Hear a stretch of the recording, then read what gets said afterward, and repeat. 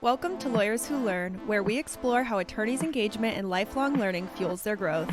Join us to uncover these journeys and gain insights for your legal career.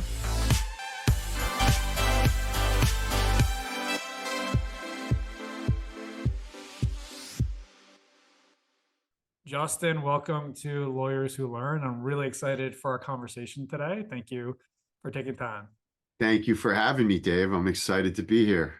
So we have a lot in common in life, and I was thinking about that before we spoke today. And we've taken like similar yet different paths.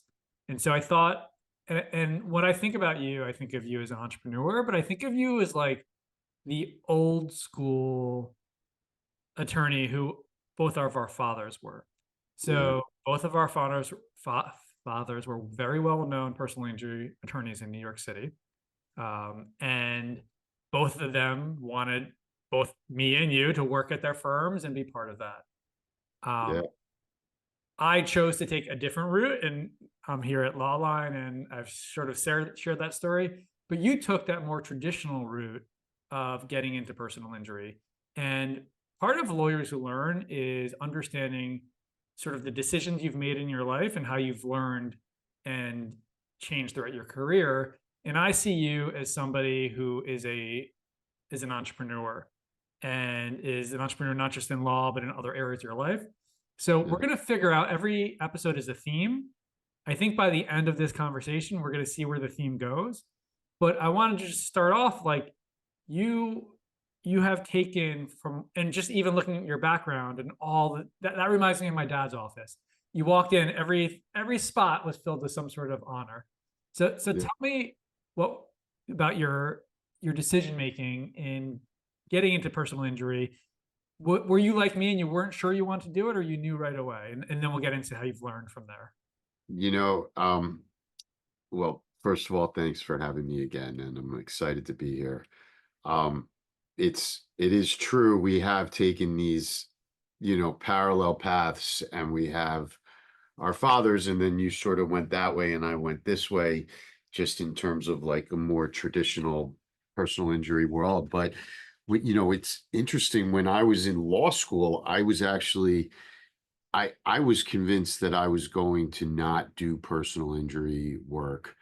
I was working for a record label, and I was in their legal division, and I was like, I want to be in the music business. I was throwing parties where I would have rock bands come down and play, and I was working with bands. And then, I remember. And so I had the pleasure of working for Chris Blackwell, who started Island Records, and I had spent 3 years there, and I was about to take the bar exam, and I was like, okay, what am I going to do now?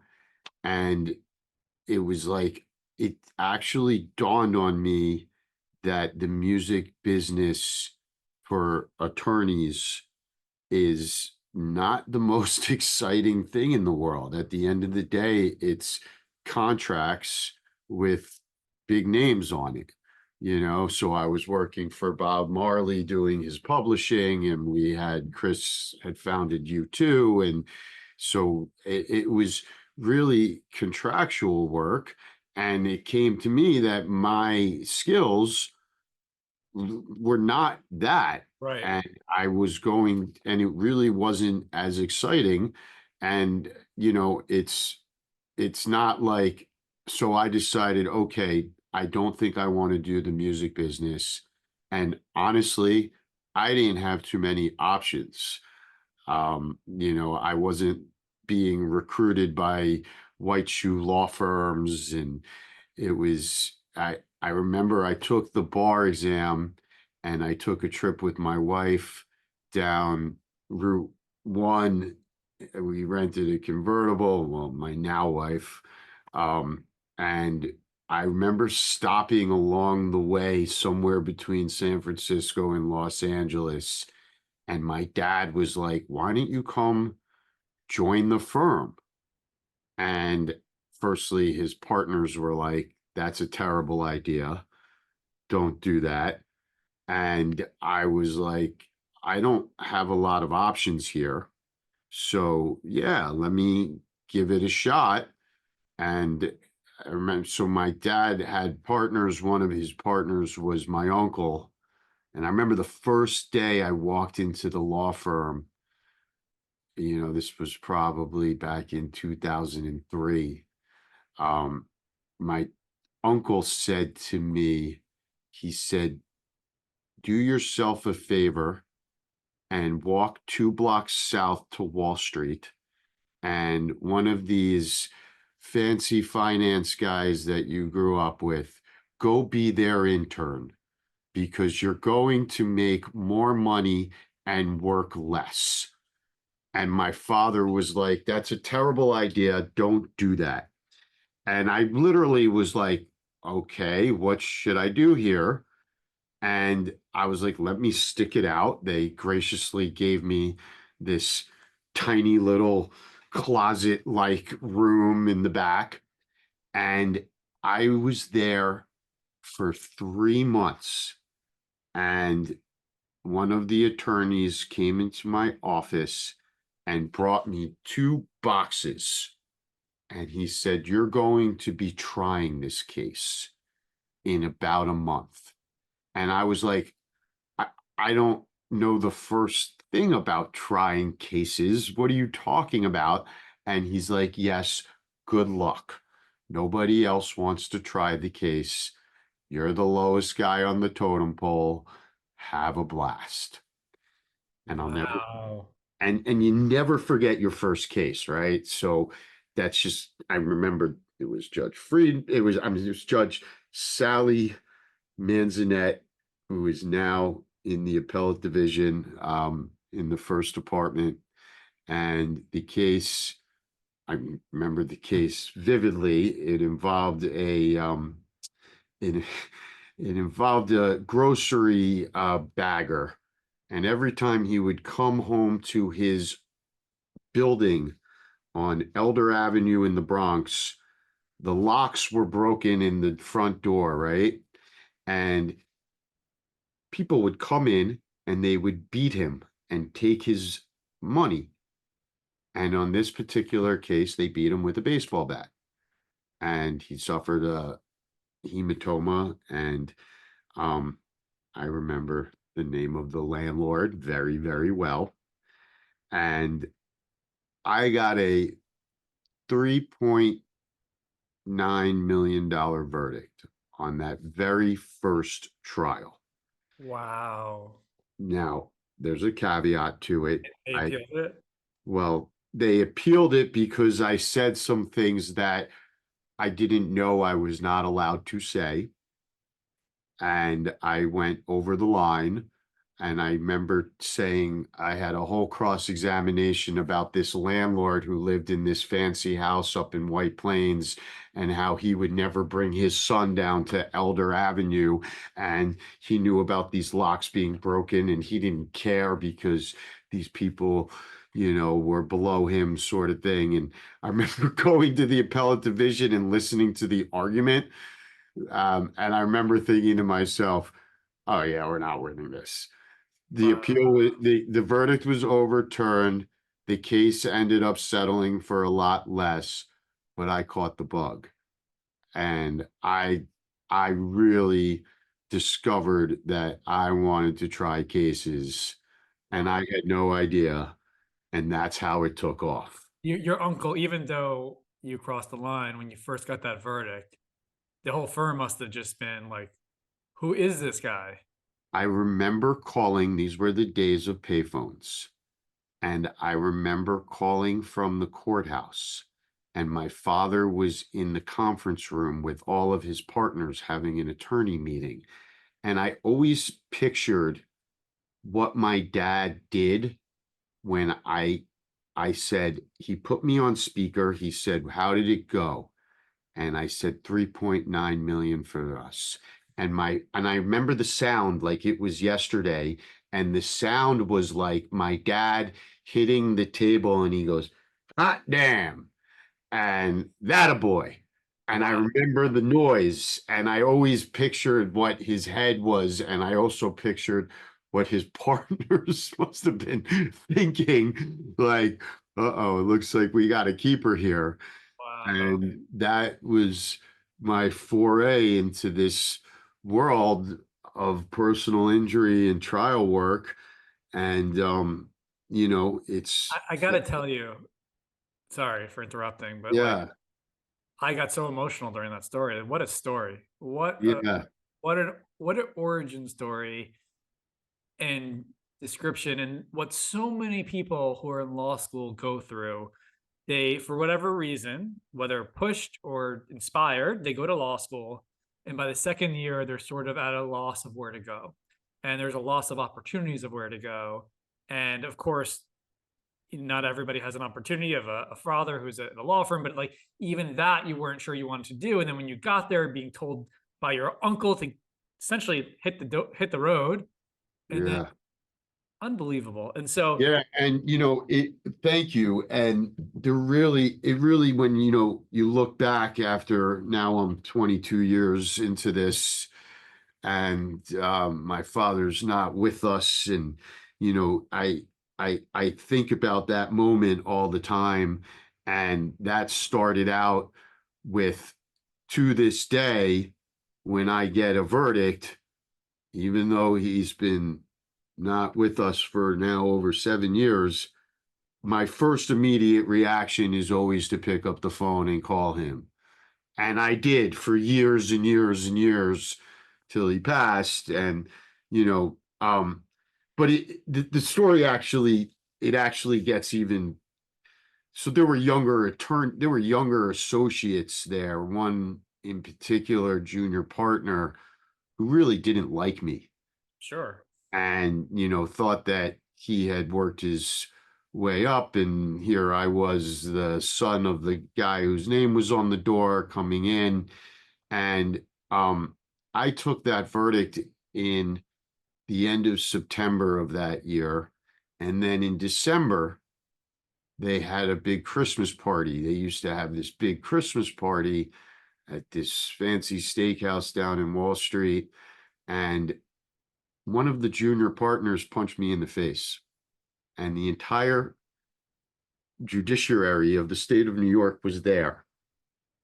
And I remember being outside, walking to my now wife, but at the time girlfriend's house, and I was in tears. And I was like, I don't think I can do this here. This guy just punched me for no reason. I'm I'm so embarrassed.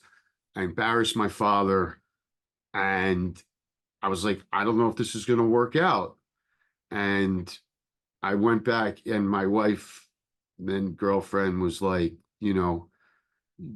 that's ridiculous. And she talked me off the ledge and got me to put my pants on that Monday morning and go back into that office and literally fight my way through.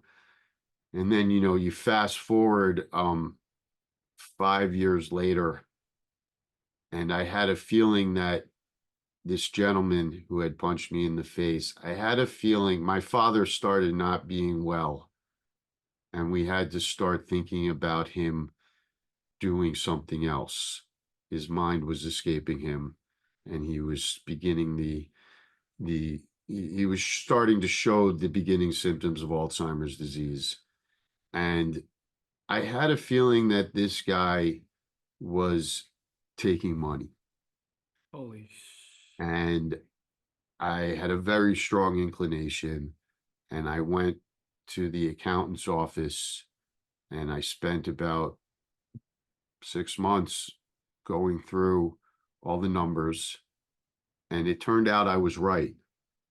And it turned out that I then left the firm. I took my dad with me, and I sued that guy. And we went through an entire arbitration. And the firm, after 34 years, it closed up its doors. 9 months after I left. And I won that arbitration. And I won that arbitration and I obtained a judgment. And this attorney who had taken this money, he pled poverty. And he's like, I can't pay the judgment. But he took, my father had started the two largest and oldest cases against the city of New York for landfills. One was, there's a Fresh Kills landfill in Staten Island. There's a Pelham Bay landfill up in the Bronx. And he represented a whole bunch of young people who lived around the landfill and had gotten cancer. Okay. And the partner who had taken the money took those cases. And I waited and I waited. And 3 years ago, so now you fast forward I waited over a decade, almost a decade and a half, right? And I was walking to work and my wife calls me and she says, I just heard on New York One that the city of New York resolved the landfill case for $34 million. And I said, I got to call you back. And I'd been sitting on this judgment for a decade and a half. My father had passed away by then. And sure enough, he had settled the case. And I came calling. And it was about a year ago now, after very intense negotiations with his attorney, that I got paid on the judgment. Wow. I took that money and I shared it with my siblings. My uncle had passed away by then, and he has a number of kids. And I took that money and I split it with not just my siblings and my uncle's siblings, children, but their kids and my father's grandkids. So everybody who was a heir to my dad got a little something. And it was like closure of the whole experience. And sorry, I digress, but No, yeah, it's kind of an unbelievable story when you think about it. And it's I'm in shock, right? Like that. First of all, I'm glad to hear that there's no um statute of limitations on a judgment like that. no statute. And yeah, this is how it all happened. And that judgment stayed in my desk for a couple of years after my dad had passed. And it was very hard, frankly, Dave, to get closure on the whole thing until that concluded. And just a year ago, you were talking about it concluded. Just finished it up. We've just finished it up a year ago. And it's like one of those things where, it's like I just had a gut feeling this guy was not doing them right. And I was right about it. And for me to back then, this is over a decade ago, for me to go through an entire arbitration, I mean, it was very intense. It was very expensive. It was very, very antagonistic. And I just stuck with it and stuck with it and stuck with it.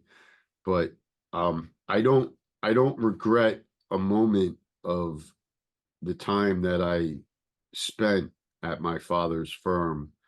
Not a moment.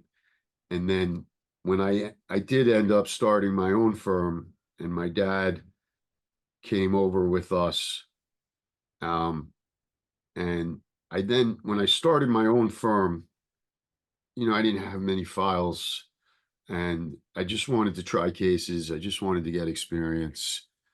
And I spent 5 years trying cases for a guy who had a lot of cases in Queens. And all I did was just take verdict after verdict after verdict.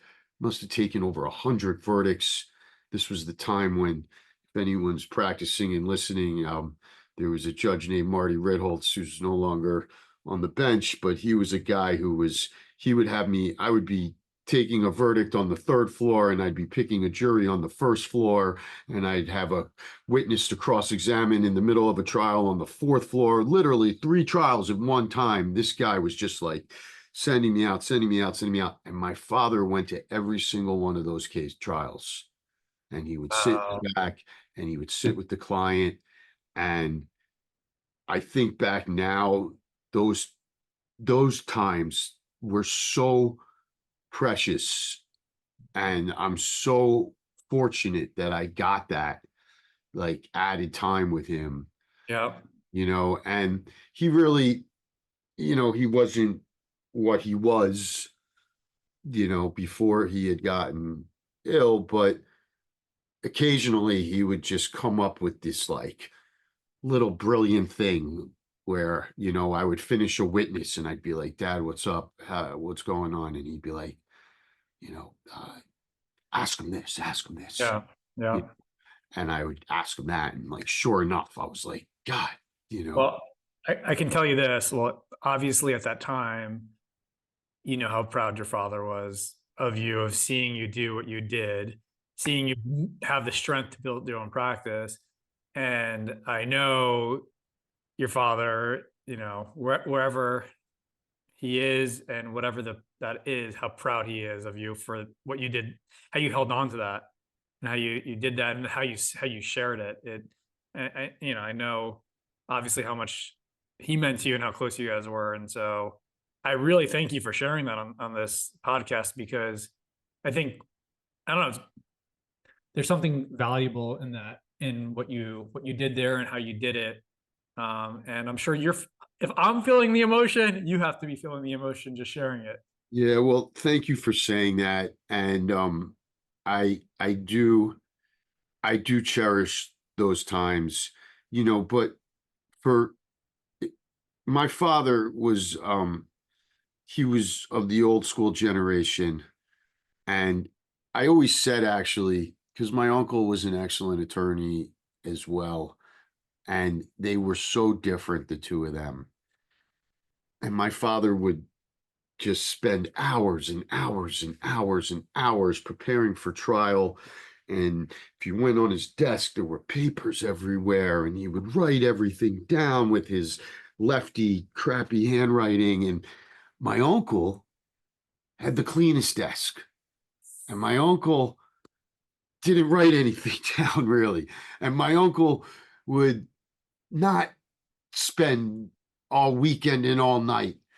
And, you know, I always said, if you took an attorney and put like the best qualities of each of them and put them together, it would be like the perfect lawyer. You know what I mean? And, but it wasn't just my father and my uncle. They had other partners that were absolutely brilliant. And I consider myself extremely highly trained. And I can tell the difference immediately between guys, my colleagues, who did not have the benefit of being highly trained. And it has made such a difference to me. And I see it literally almost every day. And it's like the best advice I can give someone who wants to start out in this world, this personal injury world, is to just find a guy who knows what they're talking about and cares, and carry his bags and listen. Her bags too. Her bags, absolutely. Some of the best attorneys I've had seen for women, I think that's a really good transition to the second part that I wanted to dive into. And that's why I don't like to have a script, because you don't know where we're going to end up. But I think that's a really good transition, because just what I didn't say in the beginning, we know each other because we went to college together. And so that was connection. And at some point, and my first episode of Lawyers Who Learn. If you haven't had a chance to watch it, I interview and this is for you and anyone who's listening. I You tell interviewed my me. dad about the origin story of Lawline, and different, but some similarities, but much different. But at some point when I was building up Lawline in the early days, we got reconnected. I mean, we were connected, but somehow I don't even truly remember how that happened. But at one point, I asked, "Do you want to teach a course?" Or you reached out to me about teaching a course, Yeah. and that was early on. And I think over the years, I don't know, more than half a dozen courses, somewhere between half a dozen and 10, maybe a dozen courses you've taught with us. I don't know, but Oh, it's I think it was more. I think yeah, it was it's definitely. close to like 30 courses. I loved doing it, and I always emulated you because you really were an entrepreneur, and you were able to take this personal injury world that both of our fathers came from, and then sort of approach it from this way and this way. And that's fantastic. I mean, it really is. I'll just share just for the 30-second origin story, just in case that nobody wants to watch the first one or doesn't have time. What was really interesting about Lawline, and I'll share it with you, is so in 1999, my dad always lectured for the bar associations, and I'm sure your dad did too, and I know you do as well. And when CLE became mandatory in New York was 1999 or so, and he had this idea to take it online, and we were the first provider to get approved for CLE, and we actually worked with accrediting bodies to come up with the rules to do that. But unfortunately, 2 years later, the dot-com market crashed. This is still during the dial-up space, and so it never really got to where it wanted to.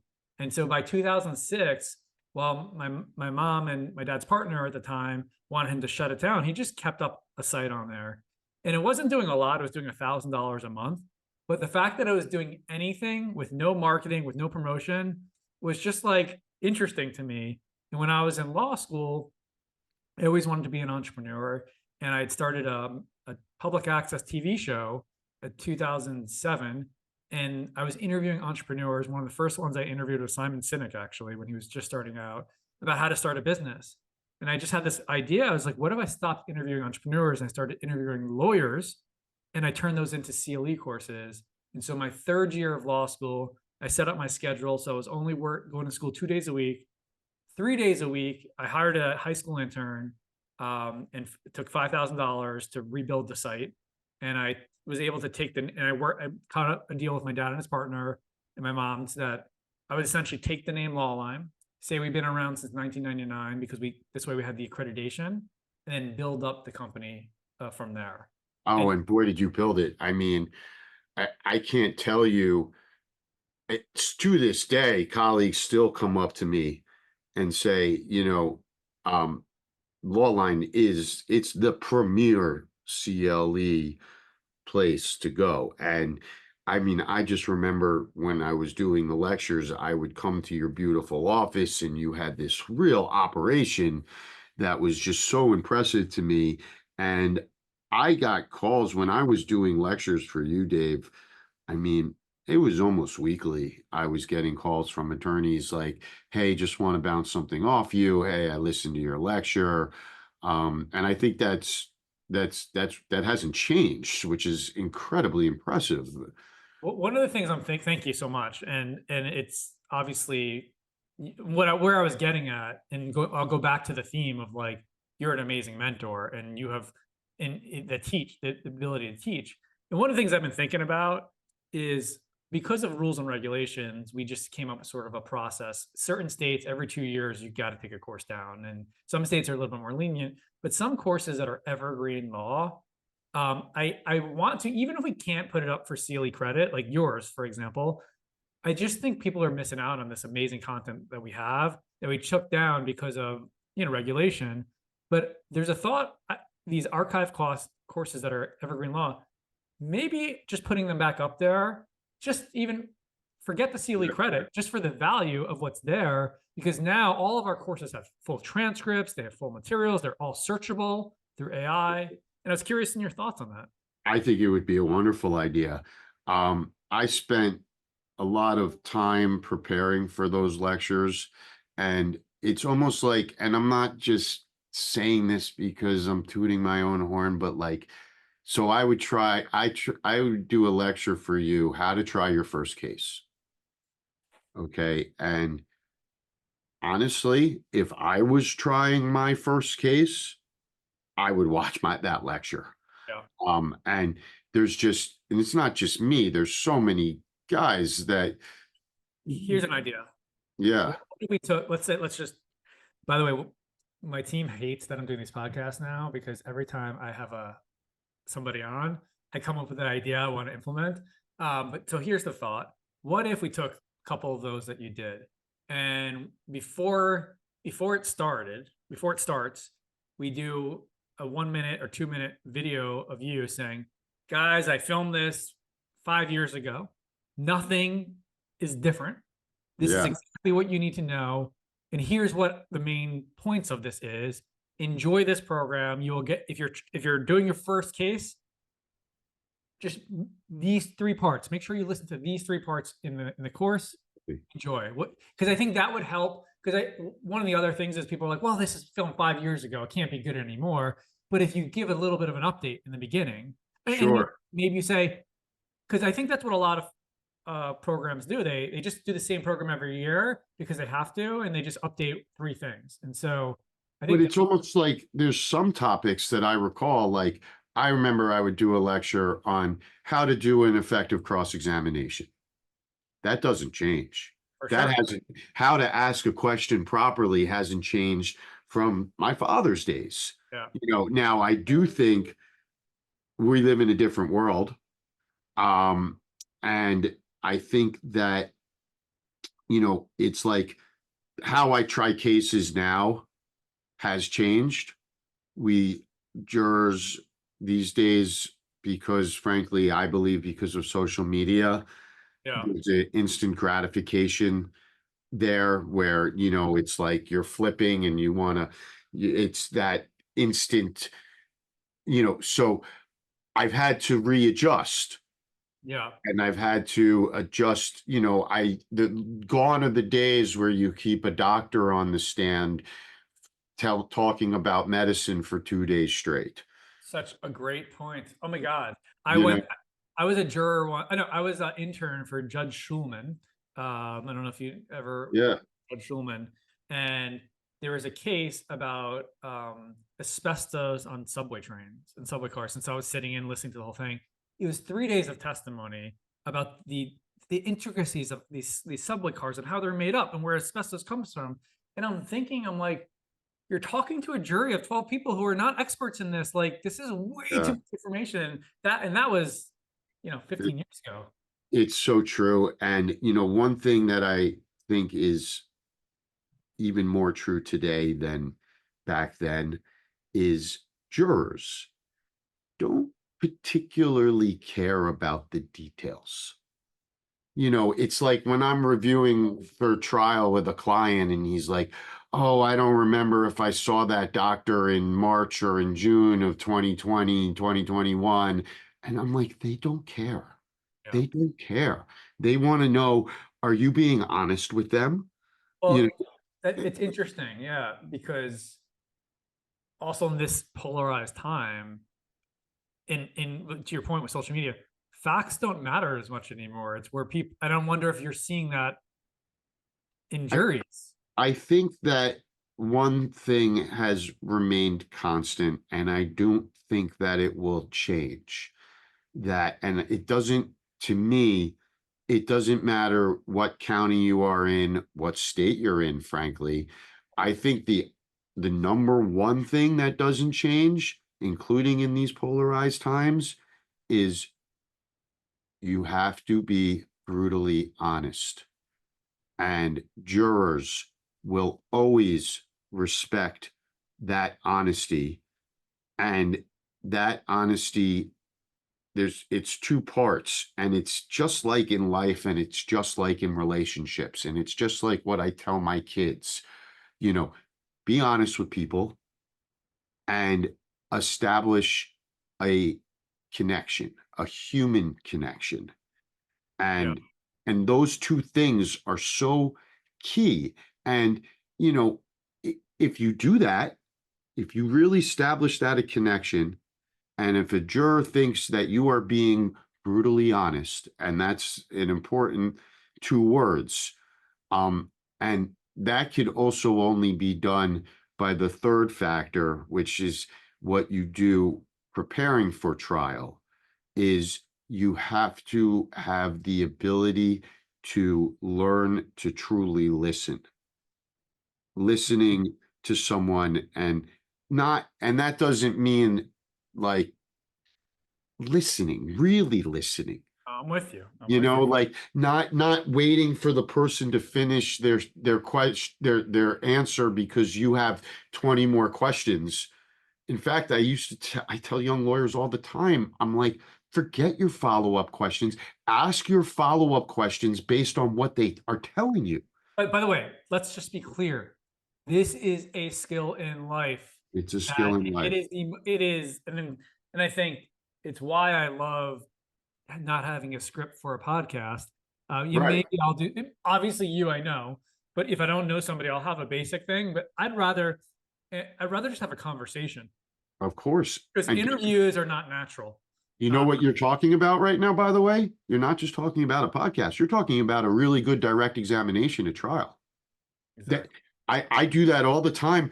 And then I have my clients come up to me and they say, I didn't get the script and we haven't gone over. And I'm like, we've spent 8 days together. I already know about your life. I've been listening, and that's our direct exam. You know what I mean? Uh, Let me, if I could just yeah. trying to, because I want to respect your time as well, is just on that one point, and then we'll sort of unfortunately wrap up in a minute or two, but is one of the things that I remember from my dad, and I know we've talked about this, is the amount of energy and time that you need to do to fully prepare for trial. And I remember when I was a kid, I would be sitting on one side, I would be acting out the deposition with him, and I'd be reading through that. And for when he had a trial, I wouldn't see him for days on that, like 12 hours a day, just reading everything. And it got to a point where around 15 years ago or so, or something like that, he decided to move, continue doing other stuff, and he sort of left. He stopped doing trials and he started actually referring a lot of cases. Um, Right. how do you like? Is that is it still take as much energy from you as it did 20 years ago? And do you see a burnout component happening at some point, or not even burnout? Okay, when I'm 50, when I'm whatever time frame, I don't want to do as many cases. 1,000%. I think it's one of the hardest things to do in the world. I think that to be good at this trying cases, you have to give it all of your energy and you have to be extremely passionate and you have to truly learn your client's story and to in order to tell their story most effectively. And that takes a lot of time. And there does come to a point where father time, because we can't beat father time, it it becomes so mentally and physically exhausting, and it really does. And it's just because you don't eat, you don't sleep, you don't see your family. You are totally 100% inundated in this trial. And there's no doubt about it. And I talk about it with my son all the time, who's 13 years old, and he's such an intelligent young guy. And I tell him, I'm like, I mean, look, I'm 47 years old. I've been trying cases now for over 2 decades, back to from that original one, the story I told you about. And, you know, I, I frankly, I don't see myself trying cases after another 10 years. There's no way. I couldn't do it.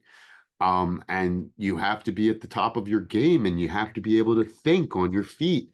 Um, you know, I'm fortunate. I've had this great training.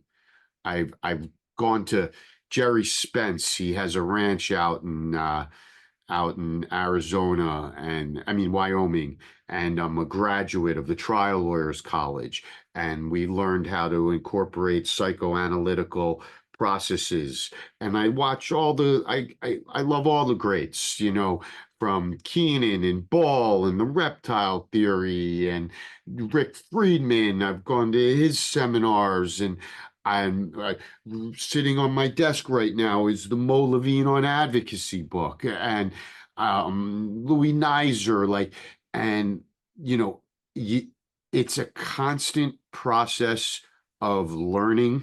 It's a constant process of studying the greats and then incorporating all of that into the particular case. Wow. It really is. It's the greatest high and it's the lowest low. And those highs and lows can change literally in a day. You can have an amazing morning and you're like, I'm winning this case, I'm winning this case. And then you have a terrible afternoon. And you know, It's it's it's it's like being taxing. totally. It's and I saw it with my dad, and obviously, yeah, all the skill sets you need, from communication to research to organization to structure, to sales, to negotiation with the other Well, side. you know, Um, and I'll say this though, David, just to end, you know, my dad was the same way. And I used to remember not seeing him for, you know, times and just endless, you know, hours where weekends. So I have a 13-year-old and I have a 8-year-old. And I made a conscious decision, probably around COVID, where I decided that my window with my children is small. My son, a couple of years, he's gone to college, out to start his life. You know, my daughter, and she's my son's age, I already see it. You know, he's, no, dad, I want to hang out with my friends. I want to do this. Um, I made a conscious decision to spend as much time with them as possible because I realized that when you are at your deathbed, nobody says, you know, oh, I wish I worked harder, or I wish I tried more cases. Now, I love what I do, and I'm so fortunate that this is my passion and that I'm good at it and I'm trained at it. But I have had to, it's been a big adjustment for me to really carve out that time for my family because I didn't want to repeat what I saw my father doing. And if that means that I try less cases now per year, I still try cases. I mean, and I want them to see there's a time where I have to work and this is yeah, what I'm good and this is what I do. But, you know, maybe I don't take maybe as many cases as I did before because I have a very firm understanding, I think, of what's truly important, and getting that balance down was really hard for me. I mean, I can imagine it's hard for you. It's hard for guys, anyone who succeeds at whatever they do, you know, yeah. and No, but I think it's important to be said because especially if there's any young attorneys watching this, you know, you're going to start a family, you're going to get married. And, you know, the first 10 years of my career, I say my son's first 7 years of his life, I didn't get home from till 9 p.m. I missed a lot, you know, so it's like why I don't say no to my son when he says, Dad, can we go to a Knick game? Or, you know, my daughter wants to go wherever. It's like and that doesn't mean that you still can't be great at what you do, but finding that imbalance is key. oh, totally. And I would agree. And I try to do that as much as possible. I still can't compete, obviously, with my amazing wife. Right. Me But, neither. but I did come home from a trip, and my kids did come down, and they were asking me a lot of questions about the trip. And for me, the fact that they were even asking questions and were like sitting with me when I was eating, I was like, okay, that's a good win. You know, So I told my son that I was doing this last night. We went for some ice cream in the rain and said, buddy's an old friend from college. He's got this great program. I'm being on his podcast. And he said, what are you talking about? And I said, I'm not sure, but Dave had mentioned to me, maybe we'll get into a little bit about your dad. And, I said, so maybe I'll talk about that. And then he said to me last night when we were walking into the lobby, he goes, you talk about your dad and you talk about the differences. I want to watch that.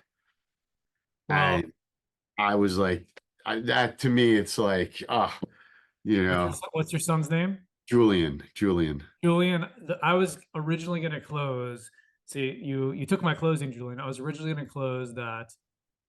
This is a podcast that I would recommend you share with your family, and your kids, because I'm your friend and I'm proud of you, and I can imagine how your son would feel after watching this. So, Julian, your dad loves what he does, and it's clear. And I think I grew up seeing both my parents love what they do, and I knew that had to be ingrained in my life, and I'm sure you will as well. What's your other child's name again? Rosie. Rosie. If you Yeah. want to watch this at some point, I'm sure you will get this from your parents as well. So Well, Justin, can I just, yeah, go and ahead. also from my perspective, I just want to say to you, David, you've always been a supporter of mine, and I really, really appreciate that. And I thank you for that. And I know that you recently suffered a loss, and my heart goes out to you. It really does. And I can only tell you that I know for sure that she was incredibly proud of everything that you have accomplished. And And he's talking, just you're talking about my mom who passed away in May. And no, I yeah, appreciate that. And I think probably that's heightened my emotion to everything that you're saying right now. losing a loved one like that, I think it really does put things in perspective in a lot of respects. Maybe if me and you did this podcast 10 years ago, it wouldn't have gone this route. 100,000%. You know, My dad, he's keeping busy, and I was actually gonna send this to everybody, to send this to my dad, because I think he would enjoy watching this. But look, he's yeah, been busy. He's always had an optimistic, positive mindset, and there's nothing to put that to the challenge. Are you full of it, or is that what you're trying to do? And obviously, he's like, we all are struggling, but he's still leading by example. I'm actually going to see him next week, and he's leading by example, and that's the best that we can do, and that's what you're doing. And I hope whoever is watching this gets a full sense that if you're a new attorney, you got a full arc of what it's like over, I don't know what is it, 20 years, 25? 22 years. Yeah, Yeah. it's scary. Yeah, we're getting up there. Scary, right? But you know what? This is, our best times are ahead of us. Yep. I think I end on this because it was a conversation I've had a couple of times recently, and it's very normal. And I don't mean to start a new conversation, but it's very normal at this stage in our life to be concerned if we've already peaked, if our best days are behind us, Yeah. and it's the traditional midlife crisis, and I think in some ways, some things you're not going to be able to recreate, but I truly believe, and like I think about you and I think about me and anybody listening to this who's in their mid 40s, our best days are truly ahead of us. And I think one of the things that might change, like for me as an example, and maybe I still will hold on to it, it was, I want to impact millions of people. I want to inspire and empower. And I think if you hold on to that too tight, you might think your best days are behind you if you never hit that area where only 0.1% of people end up hitting, or whatever that number is. But it's how we define sort of what the next 20 years look like. But we've gained a lot of gray hairs and experience. At least I've got gray hairs.